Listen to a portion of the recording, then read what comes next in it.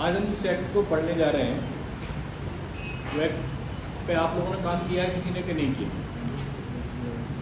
एक को अलावा किसी और ने काम किया।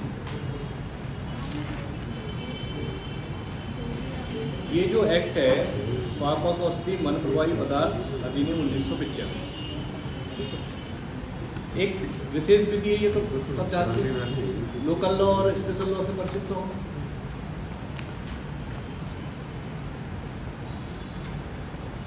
अच्छा, एक और चीज, हम इस एक्ट को जो पढ़ रहे हैं, आप इसे कंपटीशन बेस पढ़ना चाहते हैं या प्रैक्टिकल बेस पढ़ना चाहते हैं? प्रैक्टिकल में बिल्कुल नहीं जाना, इसको मिक्सअप कर दें। एग्जाम ओरिएंटेड पढ़ना है ना? जो सर प्रैक्टिकल वाली है वो उसको प्रैक्टिकल, और बाकी तो दंड और उनकी कोई बात ही नहीं है। तो जहाँ प्रैक्टिकल बहुत ज़रूरी है मैं आपको प्रैक्टिकल बता दूंगा कि कब आपको इसकी तैयारी करते समय कौन सी सावधानी रखनी है, ठीक है? क्योंकि ये एक ऐसा एक्ट है जिसमें कुछ ऐसे स्पेसिफिक प्रोविजन है। अगर prosecution in the sense investigation agency अपने इन्वेस्टिगेशन के दौरान उस पॉइंट्स का ध्यान नहीं रखती है तो पूरा की पूरा प्रोसिक्यूशन फैटल हो सकता है, यानी कि पूरा की पूरा प्रोसिक्यूशन एकदम से समाप्त हो जाएगा। भले ही कितनी अच्छी ट्रायल चली हो, लेकिन अगर उसमें उन प्रावधानों का, उन मैंडेटरी प्रोविजंस का, उस आज्ञात्मक प्रावधानों का इन्वेस्टिगेशन में पालन नहीं किया गया है तो उसका सीधा सीधा लाभ अभियुक्त को मिलेगा। एक छोटा सा एग्जाम्पल है इसका, सेक्शन 50, जो ये कहता है कि अगर किसी व्यक्ति की सर्च करनी है तो सर्च करने से पहले उसे उसके अधिकार की जानकारी देनी होगी कि वो अपनी सर्च किसी मजिस्ट्रेट से या राजपत्रित अधिकारी से करा सकता है। अगर इन्वेस्टिगेशन के दौरान इस प्रावधान का पालन नहीं किया गया तो कितना ही अच्छा प्रोसिक्यूशन क्यों ना किया गया, उसका एक्यूज को इसका लाभ मिलेगा और एक्यूज एक्विटल हो जाएगा, दोष मुक्त हो जाएगा। इसलिए इसके जो प्रोविजन है बहुत हद तक, बहुत सारे प्रोविजन आज्ञात्मक प्रावधान के मैंडेटरी प्रोविजन, और उनका इन्वेस्टिगेशन में पालन करना बहुत आवश्यक है। अगर उनका इन्वेस्टिगेशन में पालन नहीं किया तो उसका सीधा सीधा लाभ अभियुक्त को प्राप्त होगा। अब हम इस एक्ट को शुरू से शुरू करते हैं। नाम क्या है इस एक्ट का? स्वापक औषधि और मना प्रभावी पदार्थ अधिनियम 1985। अगर हम इसे परीक्षा की दृष्टि से पढ़ना चाहते हैं तो इसकी जो नाम है अपने आप में बहुत इंपॉर्टेंट होता है। अगर वो परीक्षा में आपसे पूछता है, उसे एक लाइन देगा कि एनडीपीएस अधिनियम का पूरा नाम बताइए, ठीक, और नीचे लिख देगा स्वापक औषधि मना प्रभावी पदार्थ अधिनियम, स्वापक औषधि और अधिनियम, स्वापक औषधि और मना प्रभावी अधिनियम 1985। तो हमें जो जैसा नाम लिखा है उसको वैसे नाम के साथ उसे याद रखें, ठीक है? अगर हम अंग्रेजी में पढ़ेंगे इसको तो अंग्रेजी में लिखा है narcotic drug and psychotherapic substance act 1985।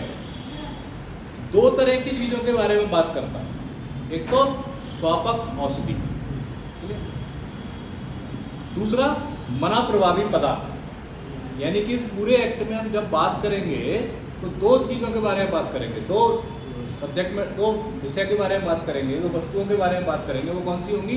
एक होगी स्वापक औषधि, दूसरा होगा मना प्रभावी पदार्थ। क्लियर है? जब भी हम कोई एक्ट पढ़ते हैं या जब भी कोई संहिता को पढ़ते हैं, चाहे आपकी बीएनएस हो, चाहे आपकी वीएनएसएस हो, चाहे आपका भारतीय साक्ष्य अधिनियम हो, या जो भी एक्ट आप पढ़ने जा रहे हैं, हर किसी का ऑब्जेक्ट अपने आप में बहुत इंपॉर्टेंट होता है। आप में से कॉन्स्टिट्यूशन पढ़ते होंगे आप, तो कॉन्स्टिट्यूशन पढ़ते समय हम शुरुआत करते हैं कॉन्स्टिट्यूशन से, तो कॉन्स्टिट्यूशन की जो सबसे इंपॉर्टेंट चीज़ होती है वो होती है उसकी प्रियम्बल, जिसको हम हिंदी में प्रस्तावना कहते हैं। प्रस्तावना होती क्या है? किसी भी सब्जेक्ट की प्रस्तावना या कॉन्स्टिट्यूशन की प्रस्तावना ये बताती है कि इस कॉन्स्टिट्यूशन के अंदर है क्या, और हम इस कॉन्स्टिट्यूशन के अंदर लिखने क्या जा रहे हैं, इस कॉन्स्टिट्यूशन के अंदर लिखा क्या है, और हम एक कैसा देश चाहते हैं। जैसा आपने एक जुमला सुना होगा कि खत को देख कर उसका मजमून भाप लेना, ठीक है ना? तो किसी भी एक्ट का जो ऑब्जेक्ट होता है वो उसके मजमून के बारे में बात करता है कि इस एक्ट के अंदर है क्या, हमें पढ़ना क्या है, इसमें क्या प्रावधान किया है, इस एक्ट की उद्देश्य क्या है, इसका ऑब्जेक्टिव क्या कहता है? पढ़ो जरा। स्वापक औषधियों से संबंधित विधि का समेकन और संशोधन करने के लिए स्वापक औषधियों और मना प्रवाही पदार्थों से संबंधित संक्रियाओं के नियंत्रण, कंट्रोल की बात कर रहा है। यानी कि एनडीपीएस एक्ट से संबंधित जो पदार्थ हैं उनसे जुड़ी हुई जो भी चीजें हैं उसका नियंत्रण, उसको कंट्रोल करने की बात कर रहा है। दूसरा कह रहा है विनियमन, उसको रेगुलेट करना। अब विनियमन का मतलब रेगुलेट कैसे करना, देखो आपको सबको पता है, अफीम मिलती है, उगती है, भांग उगती है, गांजा उगता है, ये सारी चीजें कहीं ना कहीं से ड्रग है, मतलब ये सब चीजें हैं, इनसे ड्रग भी बनता है। तो ऐसा तो नहीं इनको रोक लगा दी, तो इनके उत्पादन पर रोक तो लगा नहीं सकते, लेकिन इनके उत्पादन को रेगुलेट कर सकते हैं। तो इसके काय के बारे में बात कर रहा है वो, विनियमन के बारे में। फिर क्या लिखता है, विनियमन के लिए स्वापक औषधि और मना प्रवाही पदार्थों के अवैध व्यापार से प्राप्त या उसमें प्रयुक्त संपत्ति का समापरण का उपबंध करने के लिए। अब अगर एनडीपीएस एक्ट का उल्लंघन करके किसी ने किसी प्रकार की संपत्ति को अर्जित किया, ठीक, बहुत सारे लोग अपराध से बहुत सारी संपत्ति को अर्जित करते हैं, तो उस संपत्ति को हम कैसे समाप्त कर सकते हैं, उसके बारे में बात करता हूँ। लिखता स्वापक औषधि और मना प्रवाही पदार्थों पर अंतर्राष्ट्रीय कन्वेंशन के उपबंधों को कार्यान्वित करने के लिए। अब देखो, हम भी एक स्वतंत्र देश है, हमारे दूसरे अंतर्राष्ट्रीय समुदायों के साथ संबंध है। जब हम दूसरे देशों के साथ बैठते हैं, दूसरे देशों के साथ समझौते करते हैं, दूसरे देशों के साथ संधियां करते हैं, तो वहाँ बहुत सारी चीज़ें हम प्रॉमिस करके आते हैं, तो उस प्रॉमिस को लागू करना हमारी जिम्मेदारी होती है। उसने लिखा है ना, अंतर्राष्ट्रीय कन्वेंशन के उपबंधों को कार्यान्वित करने के लिए, यानी कि जो इंटरनेशनल कन्वेंशन हुए हैं और इंटरनेशनल कन्वेंशन में हमने जो करने के लिए वहाँ प्रॉमिस किया है, उसको करने के लिए भी हमें एक्ट लाना पड़ा है। क्योंकि देखो, एनडीपीएस एक किसी देश की समस्या नहीं है, एनडीपीएस पूरे सार्वभौमिक जो वर्ल्ड विश्व है उसकी समस्या है। क्या लगा, उससे संबंधित विषयों का उपबंध करने के लिए अधिकार, यानी काय के बारे में बात करता है, नियंत्रण, विनियमन, अगर इस व्यापार से कोई प्रॉपर्टी प्राप्त हो रही है तो उसके समापन के बारे में, और हमने जो इंटरनेशनल कन्वेंशन के समय जो भी वादा किया है उसको पूरा करने के लिए एक्ट लाया। क्लियर? अब यहाँ से आपसे प्रश्न पूछ सकता है, अगर आप एडीपीओ का एग्जाम देने जाएंगे तो हमारे दिमाग में पढ़ते समय सबसे पहले एक चीज़ क्लिक करनी चाहिए कि हम ये पढ़ रहे हैं तो उससे प्रश्न कैसे बनेगा। अगर पूछेगा तो यहाँ से पूछेगा क्या, तो हमसे पूछ सकता है कि स्वापक औषधि और मना प्रवाही पदार्थ अधिनियम 1985 को लाने का ऑब्जेक्ट क्या है, इस अधिनियम को लागू करने का उद्देश्य क्या है। तो हमें ये चीज़ें थोड़ी छोटी पता होनी चाहिए। क्या पूछ लेगा आपसे, वो पूछ लेगा हमें रेगुलेट कर रहे हैं, हम इसको पढ़ा ना, कंट्रोल कर रहे हैं ना, पढ़ा, फिर हम इससे जो अवैध संपत्ति प्राप्त की जा रही है उसको समाप्त कर रहे हैं। समाप्त करना यानी कि राज्य के पक्ष में संपत्ति को ले लेना। क्लियर? आगे बढ़े। ये सब आपने पढ़ रखा होगा, भारत गणराज्य को 36वें संसद द्वारा निम्नलिखित रूप से अधिनियमित हो। ठीक, इसके ऊपर लिखा है क्रमांक 61 का, 61 सन 1985, यानी कि 1985 में 61वें नंबर का एक्ट था। और जब से भारत गणराज्य हुआ उसके कौन से वर्ष में ये लागू हुआ, तो 1950 से 36वें वर्ष में ये लागू हुआ। ठीक है, यानी कि गणराज्य बनने के 36 साल बाद ये एक्ट लागू हुआ है। क्लियर? अब अगर हम इसकी बात करें तो इस एक्ट में कुल कितने सेक्शन हैं? इसमें कुल 83 सेक्शन। ठीक है, 83 सेक्शन के साथ साथ इसमें चैप्टर कितने हैं कुल? 6 चैप्टर। 6 chapter, 83 question. ये भी आपके लिए एक ऑब्जेक्टिव है, वो पूछ लेगा आपसे। स्वापक औषधि मना प्रभावी पदार्थ अधिनियम 1985 के अंतर्गत उसे कुल कितने अध्यायों में वर्गीकृत किया गया, बांटा गया, तो कितना? 6 चैप्टर, 83 धाराएं, 83 सेक्शन। तो पढ़ने के लिए वो छोटी छोटी सी चीज़ें बहुत इंपॉर्टेंट होती हैं, और अगर आप वो छोटी छोटी चीज़ों को स्किप कर गए तो 1 नंबर भी भारी पड़ता है। या कई ऐसे लोग हैं जिनके लिए 1 नंबर दिक्कत का कारण बन चुका है और इन्हें वहाँ से पहुँच के वापस आना पड़ा। इसलिए एक एक नंबर की लड़ाई होगी, पढ़ने के लिए एक एक नंबर की लड़ाई होगी, इसलिए हमें एक एक चीज़ को फोकस करके चलना चाहिए। चलो अब आते हैं इस एक्ट के पढ़ने पर। क्या लिखा उसने? सेक्शन 1। जनरली जब आप कोई एक्ट पढ़ते हो या कोई भी कोड पढ़ते हो तो सबसे पहला उसका सेक्शन 1 ही पढ़ते हो। तो सेक्शन 1 क्या बताता है? Short title, extend and commitment, संक्षिप्त नाम, विस्तार और प्रारूप। 3 चीज़ों के बारे में बात कर रहे हैं। इस एक्ट का नाम क्या है, ये कहाँ कहाँ लागू होगा और ये कब लागू होगा, समझ में है? तो यहीं ऊपर लिखा होना चाहिए क्या, कौन सी चीज़ हो गई, तो उसका नाम क्या है, ये कहाँ कहाँ लागू होता है और ये कब लागू हुआ, यानी इनके उसको इन्फोर्स कब किया है। अच्छा, ये चीज़ समझते हो कि इन्फोर्स कोई चीज़ कैसे होती है? किसी एक्ट का लागू होने के बारे में समझते हो ना कि कब कैसे लागू हुआ, इसके बारे में पता है? बताता हूँ, थोड़ा इसको पढ़ लो फिर बताता हूँ। क्या लिखा है उसने? इस अधिनियम का संक्षिप्त नाम स्वापक औषधि और मना प्रभावी पदार्थ अधिनियम 1985। ये जो और लिखा ना, ये भी इम्पोर्टेंट है। स्वापक औषधि और मना प्रभावी पदार्थ अधिनियम 1985। क्लियर, याद रहेगा? फिर क्या लिखता है वो? इसका विस्तार संपूर्ण भारत, यानी कि होल ऑफ इंडिया पर लागू होता है। और यह इसके साथ साथ, यानी कि क्या कह रहा है वो, भारत पर लागू हो ही रहा है। अब भारत के साथ साथ ये और कहाँ और लागू होगा? क्या लिखा है उसने? और ये भारत के बाहर भारत के सभी नागरिक, यानी कि इंडियन सिटीजन जहाँ जहाँ जाएगा ये एक्ट उस पर लागू होगा। यानी कि भारत का नागरिक अगर भारत के बाहर कहीं भी है, किसी भी जगह पर है, तो ये एक्ट उस पर लागू होगा। जैसे मैं अमेरिका चला जाऊँ और वहाँ 5 किलो गांजा अपने पास रख लूँ और कहूँ साहब अमेरिका में तो ये गांजा रखना वैध है, लेकिन भारत के इस स्वापक औषधि और मना प्रभावी पदार्थ अधिनियम के तहत गांजा रखना भारत में तो वैध नहीं है, तो ये एक्ट मुझ पर अमेरिका में भी लागू होगा और मैं इस एक्ट के तहत दोषी पाया जाऊंगा। क्यों? क्योंकि मैं भारत का नागरिक हूँ और ये एक्ट मुझ पर भारत के बाहर भी लागू हो रहा है। ठीक है। दूसरी बात क्या कहता है? भारत में राष्ट्रीयकृत पोतों पर सभी व्यक्तियों के वे जहां भी हो लागू होता है। क्या लिखा उसने? अगर देखो बहुत सारी चीजें हैं, आप हिंदी के साथ साथ उसका अंग्रेजी वर्जन जरूर पढ़ा करो। जिनका मीडियम अंग्रेजी है, इंग्लिश है, वो तो ठीक है, लेकिन जो हिंदी वाले हैं इसके साथ साथ अंग्रेजी पर भी थोड़ा सा ध्यान रख के चलो। उसने क्या लिखा है? To all person on ship and aircraft registered in India wherever they may be. अब इसमें हिंदी में क्या लिखा है उसने? रजिस्ट्रीकृत पोतों पर सभी व्यक्तियों पर।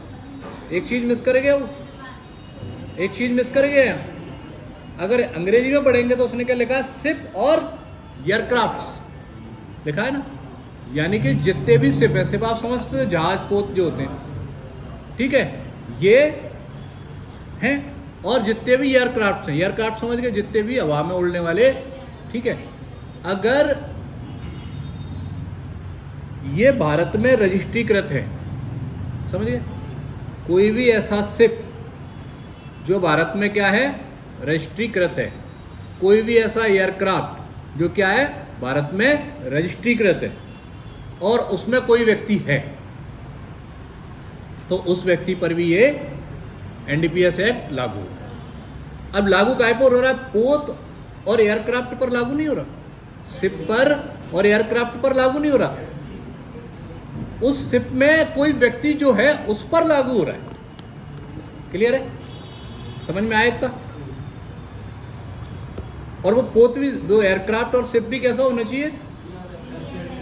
हाँ, रजिस्टर्ड होना चाहिए। कहाँ रजिस्टर्ड होना चाहिए? भारत में पंजीकृत होना चाहिए। वे जहां भी हो लागू होगा। दो चीज हुई, संक्षिप्त नाम स्वापक औषधि और मना प्रभावी पदार्थ अधिनियम 1985, याद हो जाएगा। कहाँ कहाँ लागू होगा? पूरे भारत पर, भारत के बाहर भारत के सभी नागरिकों पर, भारत में राष्ट्रीयकृत शिप और एयरक्राफ्ट पर पाए गए व्यक्तियों पर। ठीक है। कब लागू हुआ? उस तारीख को प्रवर्त होगा जो केंद्रीय सरकार राज्य पत्र में अधिसूचना द्वारा नियत करे। इसकी डेट कौन सी है? 14/11/1985। कब लागू हुआ ये? 14/11/1985। ठीक है। बीएनएस पढ़ी आपने? बीएनएस में भी यही लिखा था ना, ये उस तारीख को लागू होगा जब केंद्रीय सरकार राज्य पत्र में अधिसूचना द्वारा नियत करे। यही हुआ ना। कोई भी एक्ट 3 तरीके से लागू होता है, इसको समझ लो। इसको याद कितना रखोगे, ये कब लागू हुआ? 14/11/1985। 11 में कौन सा पड़ता है? 14 तारीख को कौन सा पड़ता है? 14 बाल दिवस वाले दिन लागू। अब कोई भी एक्ट लागू कैसे होता है? 3 तरीके होते हैं किसी भी एक्ट के लागू होने के। ये तो समझते हो एक्ट बनता कैसे है? लेजिस्लेशन में या पार्लियामेंट में कोई बिल आएगा, पार्लियामेंट अगर उसे पास कर देगी तो प्रेसिडेंट के पास जाएगा, प्रेसिडेंट उसका परमिशन देगा, उसका राजपत्र में पब्लिकेशन होगा और वो एक्ट बन जाएगा। अब एक्ट लागू कैसे होता है? एक्ट 3 तरीके से लागू होते हैं, चाहे एक्ट हो चाहे कोई भी विधि हो। जब वो एक्ट आया तो उसी एक्ट में उसके लागू होने की तिथि खोल दी कि ये इस तारीख से लागू। ठीक है, मान लीजिए उस एक्ट में उसके लागू होने की तिथि नहीं खोली तो कब से लागू होगा? जिस दिन वो शासकीय राजपत्र में प्रकाशित हो जाएगा उसी दिन से लागू होगा। 2 तरीके हो गए। अब तीसरा तरीका उसने यहाँ लिख दिया, एक्ट राजपत्र में प्रकाशित भी हो गया और बन के छप भी गया, लेकिन उसके लागू होने की तिथि नहीं आई।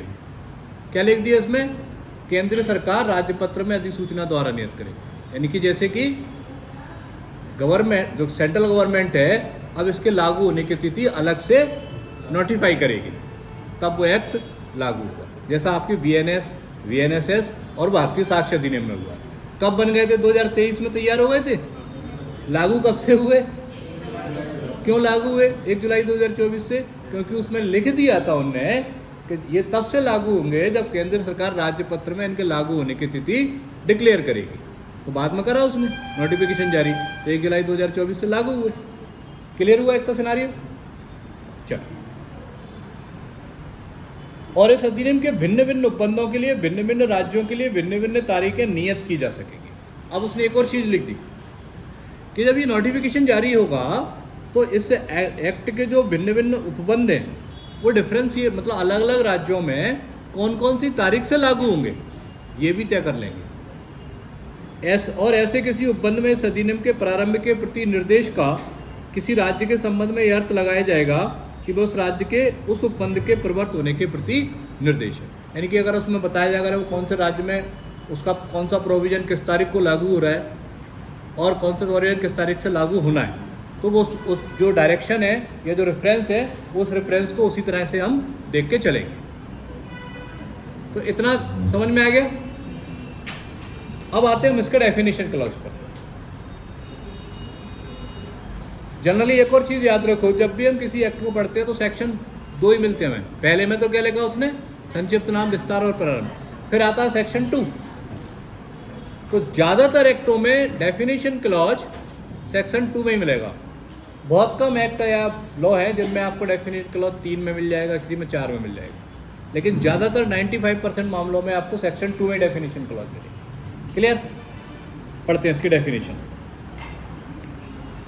इस अधिनियम में जब तक कि संदर्भ से अन्यथा अपेक्षित न हो।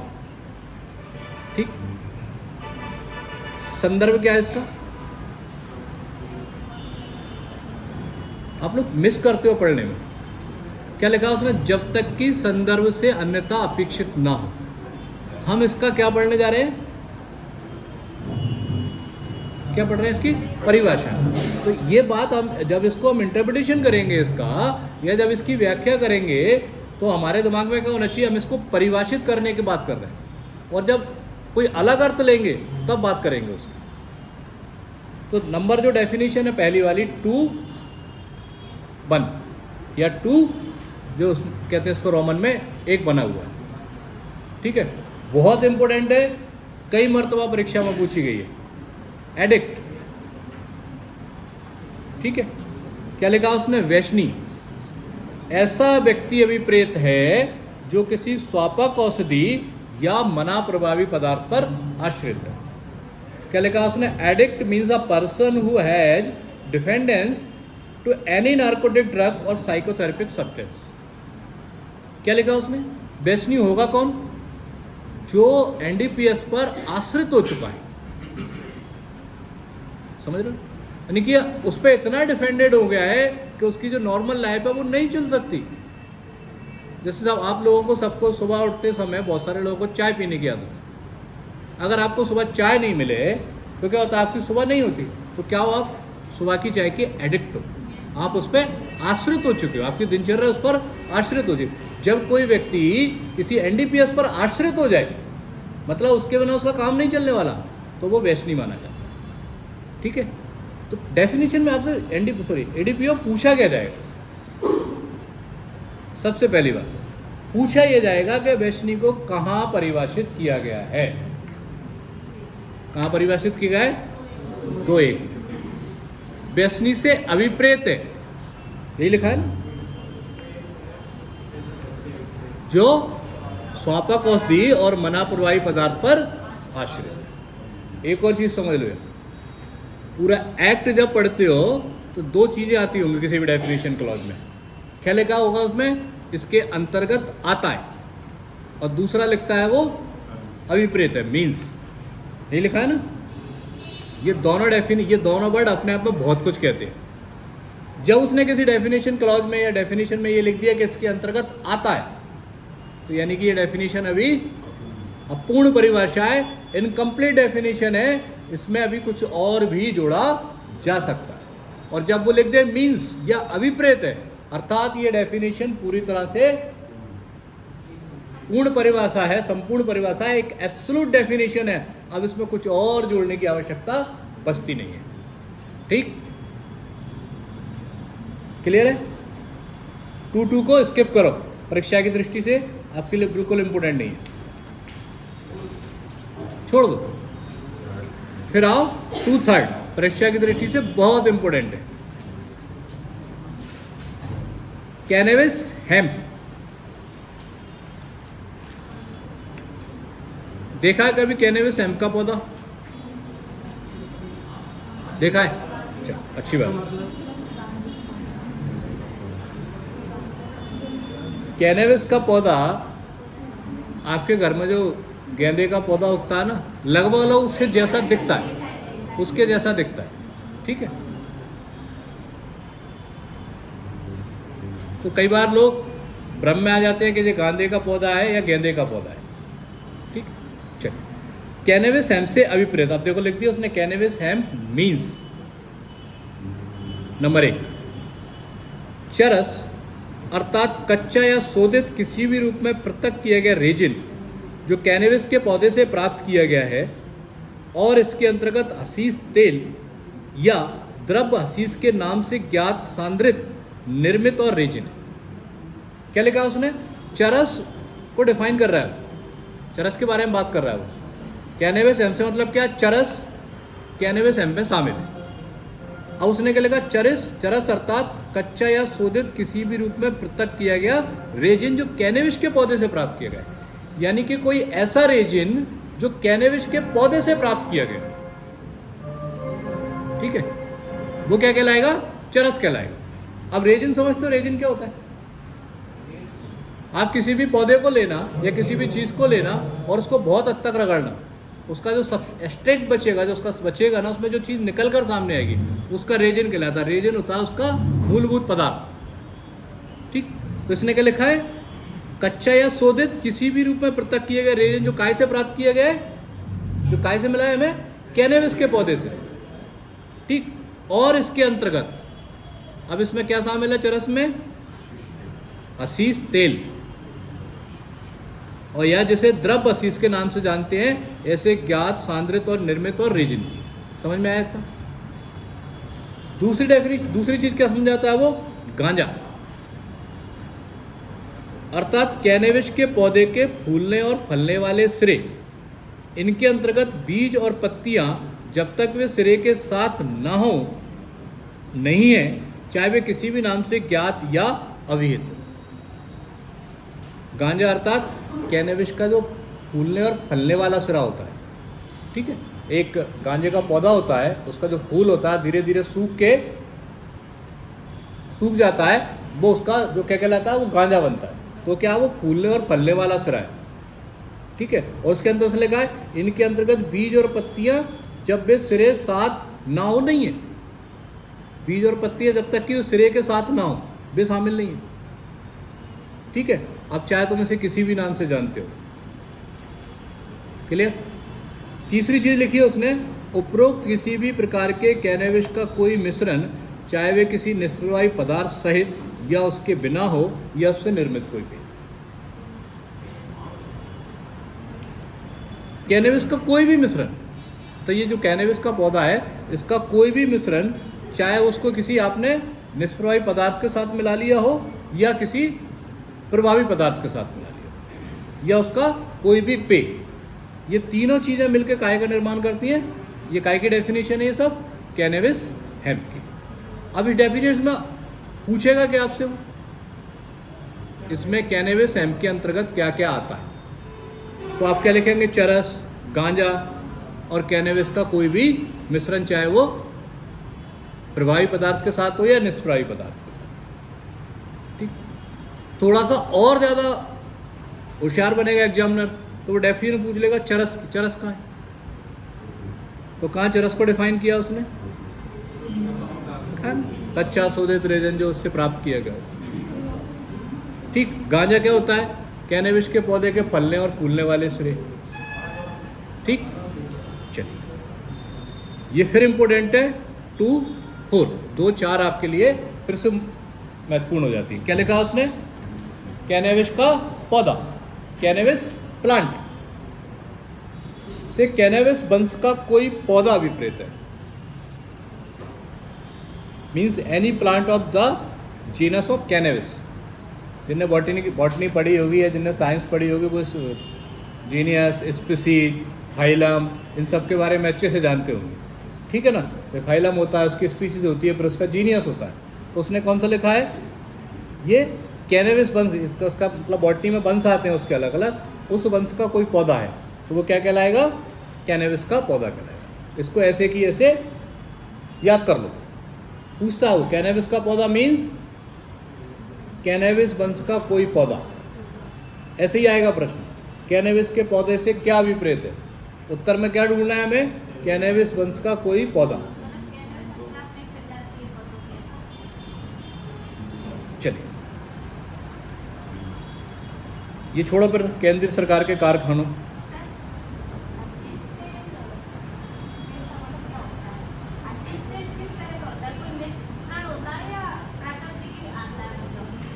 ये सब चीज़ें बनती है कैनबिस के पौधे से। चरस कैनबिस से बनती है। ठीक है। जब इसको हम इसका तेल निकालेंगे तो वो हसीस तेल कहलाएगा। ठीक। कोका के डेरिवेटिव्स, 3 ही पौधे हैं, एक कैनबिस का, एक कोका का और एक अफीम का। बस ये सब इसके इर्द गिर्द ही घूमता है पूरा एनडीपीएस एक्ट। इसके अलावा इसमें ज़्यादा कुछ मिलता नहीं है। फिर जो कुछ मिलता है वो सब केमिकलाइजेशन से मिलता है इसके से। जो हम मना प्रभावी पदार्थ की बात करते हैं, जो आजकल आप सुन रहे हो ना, MDM ड्रग्स सुनते हो ना, बनती है, जो सब मना प्रभावी पदार्थ है। नींद की गोलियाँ खाते हो, नहीं खाते, ये सब मना प्रभावी पदार्थ हैं, ऑल्प्राजोलम, ये सब। ठीक है। तो क्या लिखा उसने, कोका के व्युत्पाद, यानी कि कोका से क्या क्या बना है, डेरिवेटिव क्या क्या है कोका के। इंपोर्टेंट डेफिनेशन है, पूछेगा कि आपसे वो कोका के व्युत्पाद को कहाँ परिभाषित किया गया है, तो कहाँ परिभाषित किया गया है, 2.5 में। क्या लिखता है वो, जरा पढ़ते हैं इसको। कोका के व्युत्पाद से अभिप्रेत है कच्चा कोकेन, यानी कि जो कच्ची कोकेन है वो अपने आप में कोका का डेरिवेटिव है। ठीक है। फिर लिखा उसने, अर्थात कोका की पत्ती का कोई सार जिसे कोकेन के विनिर्माण के लिए प्रत्यक्षतः या अप्रत्यक्षतः उपयोग किया जा सकता है, यानी कि कच्चा कोकीन जिसे, या अर्थात कोका की पत्ती का कोई सार जिसे काय के लिए उपयोग किया जा सकता है, कोकेन के विनिर्माण के लिए, कोकेन के मैन्युफैक्चरिंग के लिए, जिसे डायरेक्टली या इनडायरेक्टली यूज किया जा सकता है, वो क्या है, अपने आप में कोका का व्युत्पाद है। क्लियर है।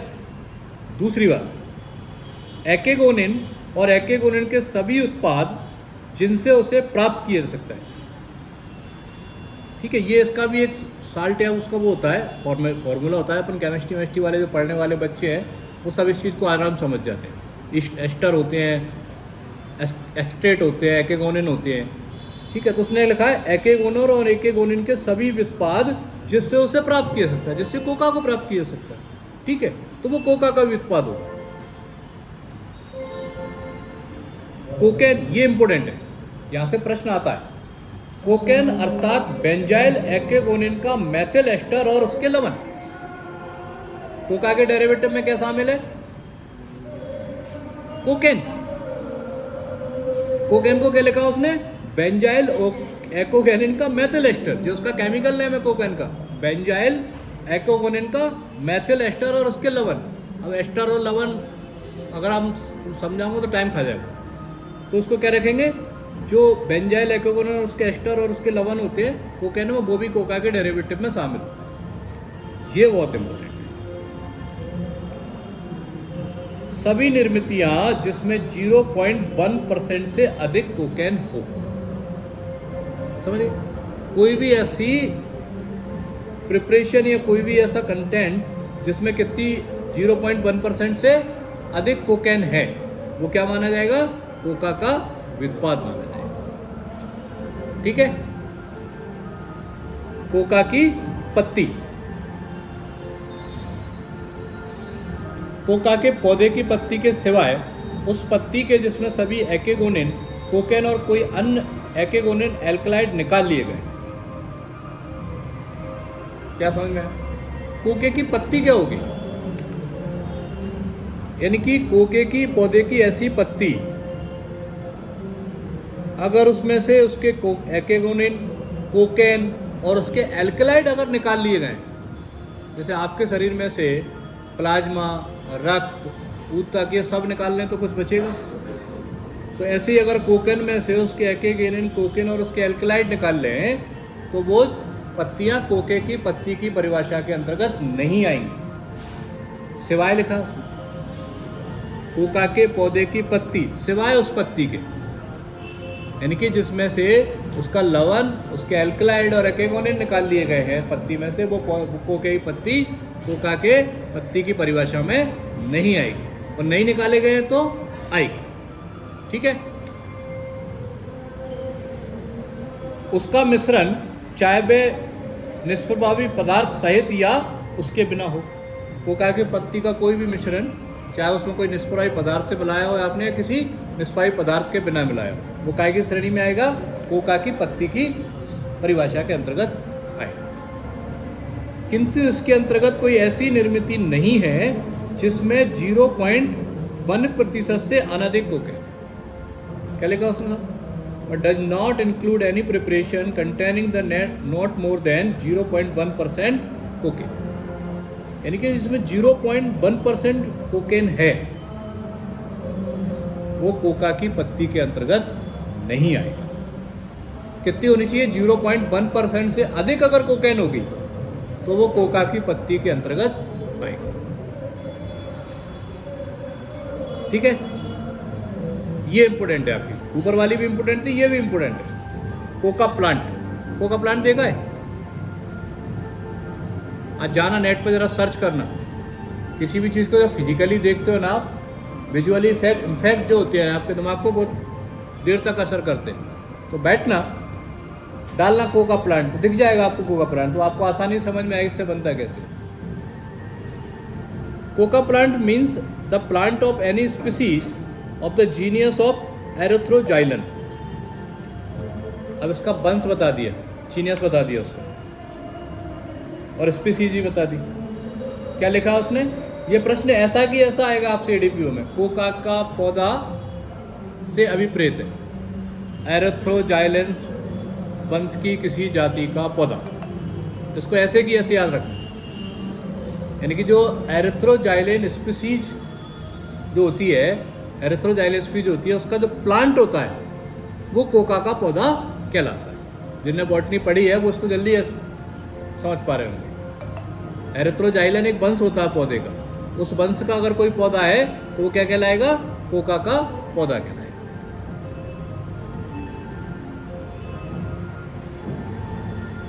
2(7)A, इसको प्रैक्टिकली भी समझना, थोड़ा सा समझाता हूँ। बहुत सारे के जीत भी सकते हो इससे और हार भी सकते हो। क्या लिखा उसने? स्वापक औषधि और मना प्रभावी पदार्थ के संबंध में वाणिज्यिक मात्रा से केंद्रीय सरकार द्वारा राज्य पत्र में अधिसूचना द्वारा विनिर्दिष्ट मात्रा से, यही इंपोर्टेंट लाइन लिखी, कोई उच्चतर मात्रा अभिप्रेत। बेसिकली डेफिनेशन काय की है? Commercial quantity. एनडीपीएस एक्ट के अंतर्गत 3 क्वांटिटी के बारे में बात करते हैं। कौन कौन सी क्वांटिटी हो? मिनिमम क्वांटिटी और न्यूनतम, मतलब न्यूनतम मात्रा, मध्य मात्रा और वाणिज्यिक मात्रा। मिनिमम क्वांटिटी, मीडियम क्वांटिटी और कॉमर्शियल क्वांटिटी। ठीक है। और बात क्यों करते हैं? क्यों? जो पेनल्टी है, जो दंड मिलने वाला है, वो दंड इसी आधार पर निर्धारित होता है कि जो एनडीपीएस पकड़ा गया है, या जो स्वापक औषधि या कोई मना प्रभावी पदार्थ मिला है किसी व्यक्ति के कब्जे से, या उसके संबंध में अपराध हुआ है, उसकी मात्रा कितनी थी, इससे उसका दंड निर्धारित होता है। तो यह क्या लिख रहा है? वो कॉमर्शियल क्वांटिटी। ये एक्ट आपके पास है। इस एक्ट के पीछे एक शेड्यूल दे रखी है। उस शेड्यूल में अगर आप जाके देखेंगे,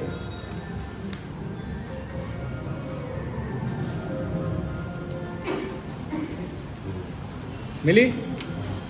देखो, ठीक है ना, शेड्यूल मिल गया आपको।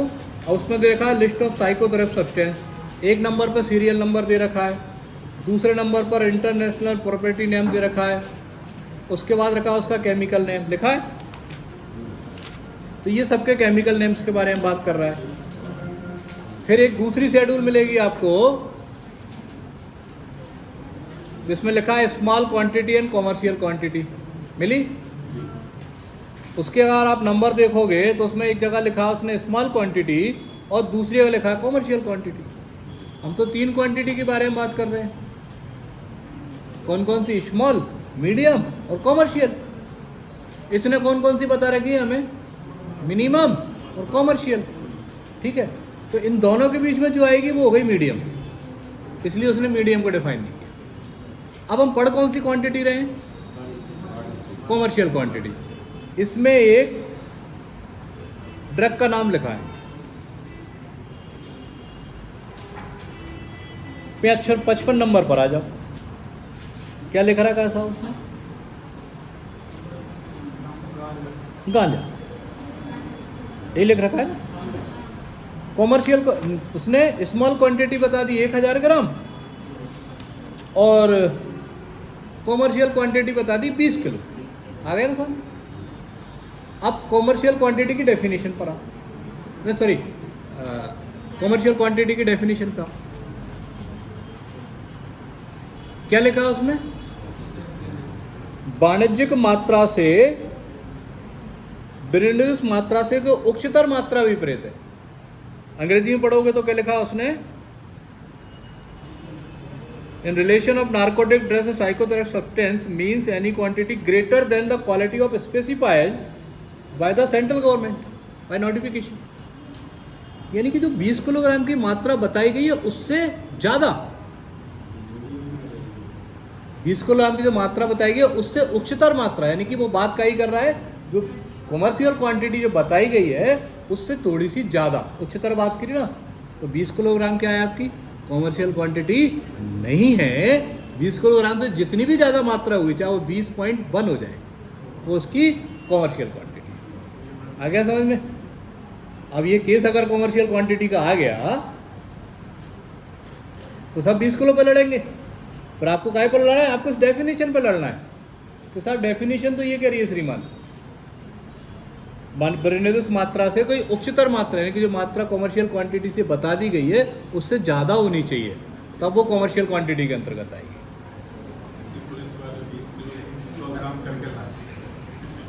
जब हम इसकी स्मॉल क्वांटिटी की डेफिनेशन पढ़ेंगे, जब हम इसकी स्मॉल क्वांटिटी की डेफिनेशन पढ़ेंगे तो उसमें भी कुछ ऐसा ही लिखा है।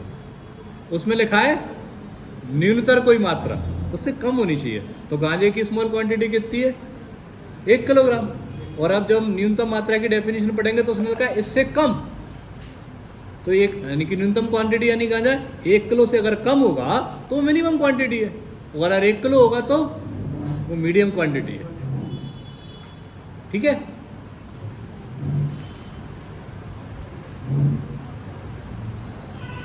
अब क्या मोर भाई बहुत सारी बातें उस पर रिकॉर्ड करना नहीं, मैं आपको आउट ऑफ द वे बहुत सारी चीज़ें बता देता। अब इसकी ये नियंत्रित परिधान की डेफिनेशन छोड़ेंगे, नियंत्रित परिधान की डेफिनेशन छोड़ेंगे, केवल इतना याद रखेंगे इस पे कि नियंत्रित परिधान को परिभाषित कहाँ किया गया है, 2(7)B कहाँ है, बी में, ठीक है, इतना याद रखना है। फिर हम आएंगे आप सीधा 2(8) पर, कन्वेंस, प्रवहन, ठीक, किसी भी प्रकार का कोई प्रवहन अभिप्रेत है, इसके अंतर्गत वायुयान, यान या जलयान। अब देखो यहां से पढ़ना भी सीखो। Means a conveyance of any description whatsoever and includes any aircraft, vehicle और vessels। कन्वेंस काय से हो सकता है, उसने सब बता दिया। चाहे आप वायुयान से जाओ, चाहे आप यान से जाओ, और चाहे आप जलयान से जाओ, ये सब परिवहन की परिभाषा, प्रवहन की परिभाषा के अंतर्गत है। अब देखो उसने क्या लिखा है अंग्रेजी में, व्हीकल, यही लिखा है, यान या जलयान। तो कई बार लड़ना का पड़ता है, कई बार चीज़ों को अगर आप प्रैक्टिकली बात करोगे, मानो एक आदमी पैदल पैदल जा रहा है और उसके जेब में कुछ एनडीपीएस पा लिया जाता है, तो उसको परिवहन मानोगे या नहीं मानोगे? उसने क्या लिखा है, परिवहन से अभिप्रेत है क्या, वायुयान, यान या जलयान। तो वायुयान तो आप सब समझते हो, एयरक्राफ्ट यानी कि जो हवा में उड़े, जलयान यानी सब आप समझते हो जो पानी पर चले। फिर शब्द इस्तेमाल किया उसने, व्हीकल। तो अगर अच्छा पढ़ना सीखना चाहते हो तो शब्दों की डेफिनेशन, शब्दों की मीनिंग्स पे भी ध्यान दो। आपको पता होना चाहिए कि व्हीकल्स का मतलब क्या होता है। एक अच्छा एडवोकेट, एक अच्छा जज, एक अच्छा प्रोसिक्यूशन ऑफिसर आप तभी बन सकते हो जब आपको कानून की बारीक से बारीक चीज़ पता होनी चाहिए। क्योंकि देखो कोर्ट में एज एडीपी आप वर्क करोगे या एज एडवोकेट वर्क करोगे, तो अगर आप अच्छे से पढ़ के गए हो तो जो भी सामने आपके खड़ा है वो आपको रिस्पेक्ट देगा। लेकिन बशर्ते कब, जब उसे पता है कि सामने वाला जानता है। चलिए, तो प्रवहन से मतलब क्या है, चाहे वायुयान के माध्यम से हो, यान के माध्यम से हो या जलयान के माध्यम। आप कोई सामान बाय एयर ले जाओ, बाय वाटर ले जाओ, या बाय नहीं है, बाय व्हीकल से ले जाओ, ठीक है। चलिए, आवश्यक स्वापक औषधि, एसेंशियल नार्कोटिक ड्रग, 2(8)A केंद्रीय सरकार द्वारा चिकित्सीय और वैज्ञानिक उपयोग के लिए अधिसूचित कोई स्वापक औषधि अभिप्रेत है। फिल्में देखते हो, जब किसी आर्मी वाले बंदे को गोली लग जाती है तो उसके दर्द को दबाने के लिए वो एक इंजेक्शन देते हैं, उसको कहते हैं मार्फिन। क्यों देते हैं? कि मार्फिन का जैसे इंजेक्शन गया उसका दर्द बंद हो जाता है। वास्तव में वो मार्फिन करता क्या है, नशा करता है, उसके ब्रेन को कंट्रोल करता है, इससे नशे का, उस दर्द का उसे एहसास नहीं होता। तो ये बात क्या कर रहे हैं, आवश्यक स्वास्थ्य चिकित्सीय और वैज्ञानिक उपयोग के लिए। तो ये सब चीज़ें, मार्फिन के इंजेक्शन, दवाइयाँ कैसे बनेंगी, जब क्लिनिकल एक्सपेरिमेंट होंगे या कुछ साइंटिफिक एक्सपेरिमेंट होंगे तो उसके लिए दवाई ये दे भी जाएगी ना। तो उसने क्या लिखा है, वैज्ञानिक उपयोग के लिए कोई मात्रा जो नोटिफाई कर दी गई है वो अधिसूचित आवश्यक मात्रा कहलाएगी। समझ गए ना? चलो, ये इंपॉर्टेंट है आपके लिए। 2(8)B स्वापक औषधि और मना प्रभावी पदार्थों के संबंध में अवैध व्यापार से निम्नलिखित अभिप्रेत है।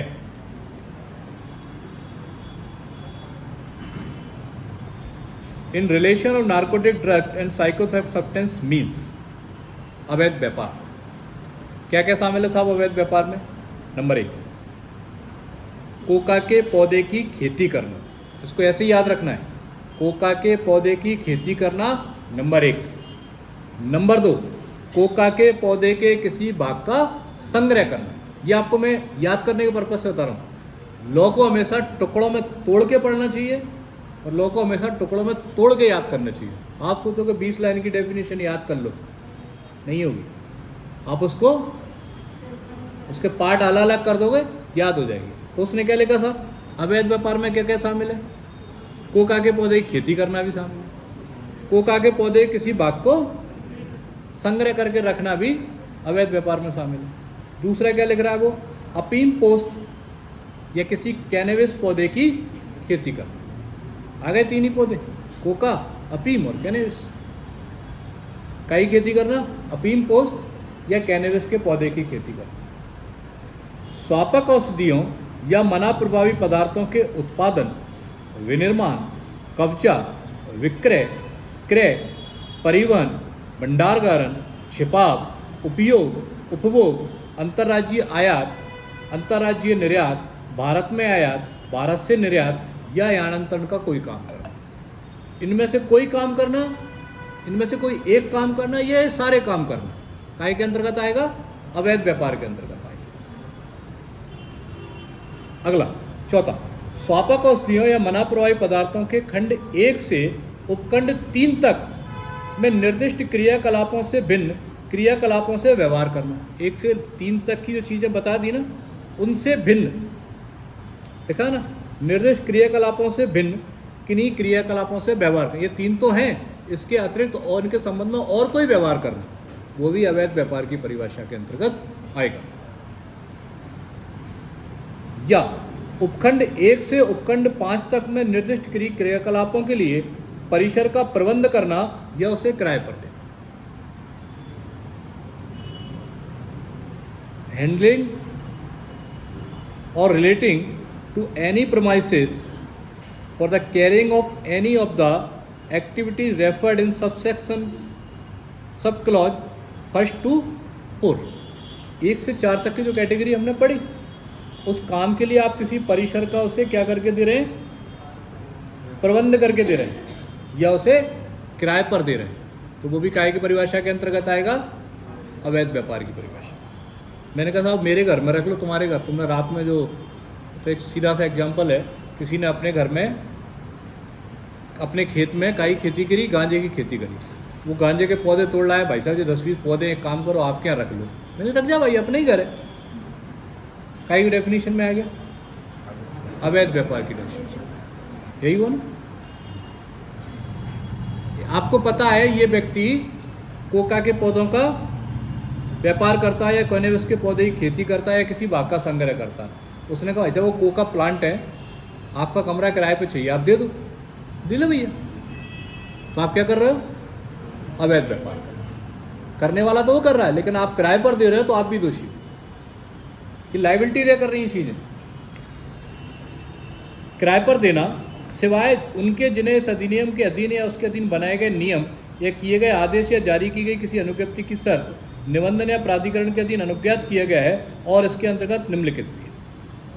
अब इसमें किसको एग्जाम्प्ट कर दिया, किसको छोड़ दिया उन्हें? जिन्हें इस काम को करने के लिए किसी अनुज्ञप्ति की शर्त, निबंधन या कोई मतलब उन्हें कोई लाइसेंस दिया गया है या उन्हें इस काम के लिए परमिट किया गया है, उनको छोड़ देंगे। वो अगर ऐसा कर रहे हैं तो वो अवैध व्यापार की परिभाषा के अंतर्गत नहीं है। और इसके अंतर्गत निम्नलिखित भी है। क्या लिखा उसने? 4 पढ़ी, 5 पढ़ लिए, 5वें कलाप 6वां, पूर्व वर्णित क्रियाकलापों में से किसी का प्रत्यक्षतः या अप्रत्यक्षतः वित्त पोषण करना, financing directly and directly any of the aforementioned activities. 5 पढ़े ऊपर। अगर 5वें प्रकार की किसी गतिविधि के लिए आप डायरेक्ट या इनडायरेक्ट किसी व्यक्ति को फंडिंग कर रहे हैं, प्रत्यक्ष या अप्रत्यक्ष रूप से उसको फाइनेंस कर रहे हैं, तो वो भी अवैध व्यापार की परिभाषा के अंतर्गत आएगा। कैसे आएगा अवैध व्यापार की परिभाषा के अंतर्गत? वैसे अपन कोका के पौधे की खेती करते हैं, आप पे 50,000 रुपये लगा दो, मैं आपको 1 महीने बाद 2 लाख रुपये दूंगा। अरे भाई कैसी बात कर रहा है तू, 50 ले जा यार भाई। क्या कर दिया आपने? आपने उसको फाइनेंस कर दिया ना, तो आप काय की परिभाषा में आ गए? अवैध व्यापार की परिभाषा में आ गए। पुलिस को करना कितना है? एक मेमोरेंडम भी तो काटना है। फला साहब ने से मैंने 2 लाख रुपए इस धंधे को करने के लिए उधार लिए थे और उनसे कहा था भाई साहब 1 महीने तक धंधा करेंगे, मैं आपको 2 के 4 करके दूंगा। और जो उनका बैंक अकाउंट रहा देख लो साहब, मेरे खाते में ट्रांसफ़र करे थे 2 लाख रुपये, तो साहब का तो हो गया कबाड़ा, गए ना अवैध व्यापार की परिभाषा में। फिर आ जाओ, लो बड़ा इंटरेस्टेड चीज़ है, अगर इसको इंटरेस्ट के साथ पढ़ोगे ना तो बहुत कुछ देगा, बोरियत होकर पढ़ोगे तो कुछ भी नहीं देगा। पूर्व वर्णित क्रियाकलापों में से किसी को अग्रसर करने या समर्थन में दुष्प्रेरण या षड्यंत्र करना, पढ़ा हमने 6 चीज़ें। आप उसको अवेट कर रहे हैं, उस काम करने के लिए किसी व्यक्ति को उकसा रहे हैं। अरे क्या हो रहा है, 2 गांजे के पौधे ही तो गाने यार, कौन पुलिस वाले देखने आ रहे हैं, कितना डरता है तू, ले पिज्जा डाल इसमें, हो जाएंगे 2 महीने में। क्या हो गया, आपने उसको अवेट कर दिया, दुष्प्रेरित कर दिया, तो आप दुष्प्रेरण भी दोषी है। दूसरा उसने क्या लिखा है, षड्यंत्र करना। षड्यंत्र आप सबने पढ़ी है क्या होता है, ठीक है। अगर आप उसमें षड्यंत्र कर रहे हैं तो ये भी अवैध व्यापार की परिभाषा के अंतर्गत है। पूर्व वर्णित क्रियाकलापों में से किसी में लगे किसी व्यक्तियों को संश्रय देना, हारोवर, वो जो पहले का काम करते व्यक्ति आ रहे हैं उनमें से आपने किसी को क्या कर दिया, संश्रय दे दिया। संश्रय समझते हो क्या होता है, आश्रय देना, किसी को रसद पानी सब देना ना। तू टेंशन मत ले, तू खेती कर, मुझे पता है तू गांजे की खेती कर रहा, वो अपना फार्म हाउस पे कमरा बनाए, तू तो बाहर आकर क्या कर रहे हो साहब, वापस संश्रय दे रहे हो, दोषी हो ना। तो ये सारी चीजें अवैध व्यापार की परिभाषा के अंतर्गत है। क्लियर है, आगे बढ़ सकते हैं। ये इंटरनेशनल कन्वेंशन छोड़ दो। डेफिनेशन आ जाओ 2.10 मैन्युफैक्चर। स्वापक औषधियों और मना प्रभावी पदार्थों के संबंध में विनिर्माण के अंतर्गत निम्नलिखित हैं। विनिर्माण में क्या क्या होगा, ये काय को डिफाइन किया उसने, मैन्युफैक्चरिंग को या विनिर्माण को परिभाषित कर रहा है। कहाँ परिभाषित कर रहा है वो, 2.10 में। क्या क्या होता है मैन्युफैक्चरिंग में, उत्पादन से भिन्न ऐसी सभी प्रक्रियाएं जिनके द्वारा ऐसी औषधियां या पदार्थ प्राप्त किए जाए। लिखा ना, all process other than production by which such drug substance may be obtained. मैं अंग्रेजी में इसलिए पढ़ रहा हूँ कि आपको थोड़ी सी हैबिट पड़े, क्योंकि एक चीज़ बताई ना, एक चीज़ छूट जाती है कहीं ना कहीं से, तो एक चीज़ छूटी तो 1 नंबर गया आपने। क्या लिखा उसने, उत्पादन से भिन्न, यानी कि उत्पादन छोड़ दो, उत्पादन को छोड़कर ऐसी सभी प्रक्रियाएं जिनसे ऐसी औषधियां या पदार्थ प्राप्त किए, सच ड्रग, सच ड्रग का मतलब जिस औषधि के बारे में पढ़ते आ रहे हैं वैसे औषधि या पदार्थ प्राप्त किए जा सकते हैं उनसे, वो प्रोसेस विनिर्माण या मैन्युफैक्चर कहलाएंगे। ऐसी औषधियों पदार्थों का परिष्करण, refining of such drug of substance. Refining समझते हो, साफ करते जाना उसको, परिष्कृत मतलब उसको और ज़्यादा साफ करते जाना। हाँ, एक तरीके चाय बनाते हो, छानते हो ना, पत्ती ऊपर रहे चाय नहीं, तो क्या कर रहा है उसको, रिफाइन ही तो कर रहे हो। तेल खाते हो ना आप रिफाइंड, तो बहुत सारी उसमें से जो उसकी चीज़ें होती हैं निकालते चले जाते हैं। तो ऐसे ही रिफाइन करके आपने कोई औषधीय पदार्थों का कोई आपने रिफाइन किया है, वो भी विनिर्माण है। ऐसे औषधीय पदार्थों का रूपांतरण, ट्रांसफॉर्मेशन, ट्रांसफॉर्मेशन समझते हो, रूप ही बदल देना उसका, शकल ही बदल देना आपकी, हाँ किसी दूसरे रूप में ले आए आप उसको, विनिर्माण है।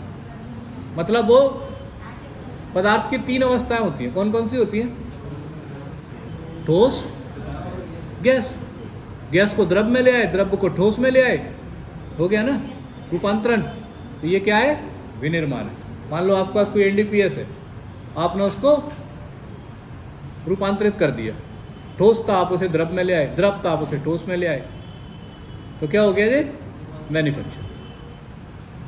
ऐसी औषधियों पदार्थों के साथ या उनको अंतर्विष्ट करने वाली निर्मितियों का नुस्खे के आधार पर किसी फार्मेसी से अन्यंत्र बनाया जाए। ऐसी औषधि या पदार्थ के साथ या किसी और निर्मिति से जोड़कर आप इसको कर रहे, क्या कर रहे हो, इसे कहीं बना रहे हो, तो ये भी मैन्युफैक्चरिंग। लेकिन इसमें क्या शामिल नहीं है, नुस्खे के आधार पर किसी फार्मेसी से अनियंत्रित, मतलब ये ड्रग बनते हैं ना, वो इसमें शामिल नहीं है, फार्मेसी के अंतर्गत बनाने वाले।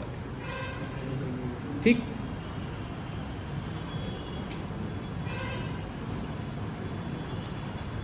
अगला है आपका 211, मैन्युफैक्चर्ड ड्रग, विनिर्मित औषधि।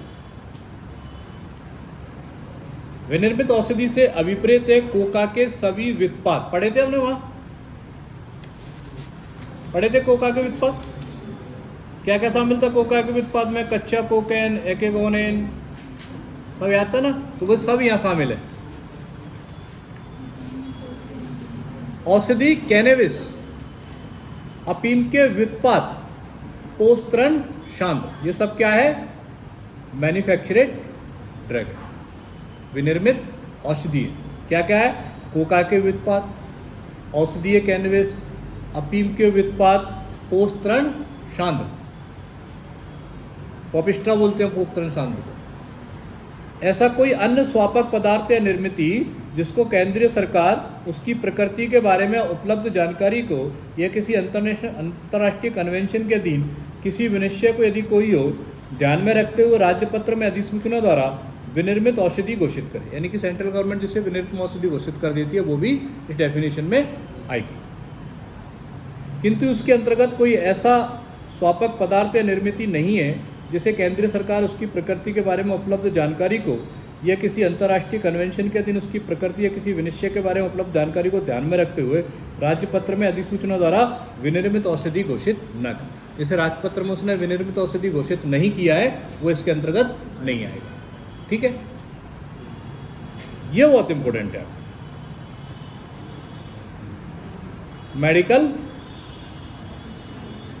मेडिकल कैनबिस, औषधीय कैनबिस, औषधीय हेम्प से कैनबिस हेम्प का कोई सार या टिंचर अभिप्रेत, कैनबिस हेम्प समझ गए ना, उसका कोई भी एक्सट्रेट या टिंचर। एक्सट्रेट समझते हो? नहीं समझते? पत्तियां देखी कई बार, मेहंदी देखी, उसको दबाओ ऐसे, उसमें से क्या निकलेगा? एक तरल पदार्थ निकलेगा, वो आपके हाथ पर रंग जाएगा। जो उसमें से निकला वो उसका एक्सट्रेट है। ठीक, तो ये क्या लिख रहा है? कैनबिस हेम्प से का कोई सार या टिंचर है, जो उसका एक्सट्रेट या टिंचर है वो क्या माना जाएगा? औषधीय कैनबिस। अरे संजीवनी बूटी नहीं लाया था भगवान को बचाने के लिए, तो न्यासी करके तो निकाली थी, तो वो क्या था? उसका एक्सट्रेट ही तो था। हाँ, वो उसका रस जो होता है, नहीं रस कहेंगे तो गड़बड़ हो जाएगी, उसको एक्सट्रेट कहो या उसका सार कहो। स्वापक आयुक्त, नारकोटिक कमिश्नर, धारा 5 के अधीन नियुक्त कोई स्वापक, मतलब जिसकी नियुक्ति धारा 5 के तहत होगी वही स्वापक आयुक्त होगा। यह एक चीज़ समझ लो, धारा 5 में किसके बारे में बात कर रहा है? वो नारकोटिक कमिश्नर के बारे में। उसकी डेफिनेशन कहाँ दे रखी है नारकोटिक कमिश्नर की? 2(13) में। ठीक है, और उसके बारे में प्रावधान कहाँ दे रखा है? धारा 5 में। नारकोटिक ड्रग बहुत इंपॉर्टेंट डेफिनेशन है, प्रश्न आने की पूरी संभावना। स्वापक औषधि, यही पढ़ रहे थे ना, स्वापक औषधि। अब पता तो नहीं स्वापक औषधि है क्या, पता लगा पूरे दिन पढ़ते रहे लेकिन यही नहीं पता कि स्वापक औषधि है क्या। तो क्या साहब स्वापक औषधि? कोका की पत्ती, कैनबिस हेम्प, अफीम, पोस्तरण अभिप्रेत है और इसके अंतर्गत सभी विनिर्मित औषधियाँ। तो स्वापक औषधि अर्थात कोका की पत्ती। अब कोका की पत्ती की जो डेफिनेशन थी उसमें जो शामिल था वो सब स्वापक औषधि। कैनबिस हेम्प की जो डेफिनेशन थी उसमें जो शामिल था वो सब स्वापक औषधि। फिर उसने लिखा पोस्तरण पॉपिस्ट्रा, बताऊंगा पॉपिस्ट्रा क्या होता है। जो पॉपिस्ट्रा है वो सब क्या है? स्वापक औषधि। और क्या लिख दिया? इसके अंतर्गत सभी विनिर्मित औषधियाँ, और इसके तहत जितनी भी विनिर्मित औषधि जो हम पढ़ के आए वे सब क्या है? स्वापक औषधि। अब आ रहा है थोड़ा समझ। 2(15) अफीम।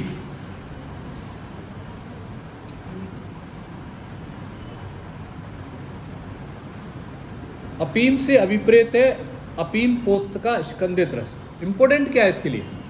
अफीम को कहाँ परिभाषित किया गया है? 2:15 क्या लिखा उसने? अफीम से अभिप्रेत है अफीम पोस्त का स्कंदित रस। अफीम का पौधा देखा है किसी ने? ऐसा गोल सा पौधा होता है, गोल सा फूल होता है उसका, एक लंबा सा पौधा होता है, गोल सा फूल होता है, ठीक है। उसमें कुछ रस भरा होता है, जब उसमें से निकालते हैं, ऐसे उसमें कट मारते हैं तो उसमें से एक रस निकलना शुरू होता है, वो स्कंदित वो होता है अफीम पोस्त का स्कंदित रस। तो ये वो क्या है? अफीम है। और अफीम पोस्त के स्कंदित रस का कोई मिश्रण, चाहे वह निष्प्रभावी पदार्थ सहित या उसके बिना हो, या अफीम पोस्त को आपने किसी के साथ मिश्रित कर दिया तो वो भी अफीम है। किंतु इसके अंतर्गत कोई ऐसी निर्मिति नहीं है जिसमें 0.2% से अनधिक मार्फीन, यानी कि जिसमें 0.2% तक मार्फीन है वो अफीम नहीं है। वो अफीम कब होगी? जब उसमें 0.2% से अधिक मार्फीन होनी चाहिए। मार्फीन समझ में समझा रहा था वाले, मार्फीन का इंजेक्शन लगता है, आया समझ में?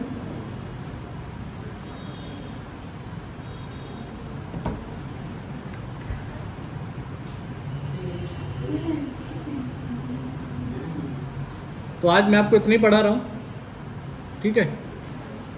अब आपके कोई डाउट्स हो बिंदास पूछ लो, जहाँ से भी जैसे भी पूछ लो जरा।